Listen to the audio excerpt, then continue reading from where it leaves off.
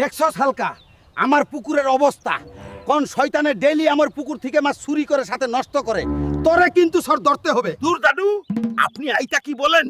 আপনি শুধু দেখতে থাকুন, আপনার মাস্টার আমি কিভাবে ধরি। আপনি শুধু টাকাটা রেডি রাখেন। আইটা আমি কি শুনলাম? খাবারটা তো এখনই ভাবিকে গিয়ে জানাতে লাগে।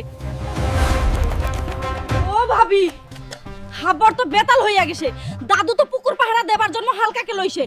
এখন আমরা মাছ মাছ খাবো কিভাবে? এই যে নিয়ে এলাম অক্সিজেন ট্যাং।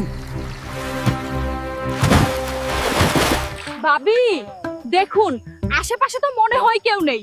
চলুন শিগগিরই জালটা ফেলে মাছ মেরে সৎকে পড়ি। এই যে দৌড়ে ফেললাম ভাবি। এখন কি হবে? খেলা তো হবে সকালে। দাদু, আই নাও তোমার মাস্টার, এখন আমার টাকা দেও। টাকা? কিসের টাকা? আরে এই দুই ভাবি তো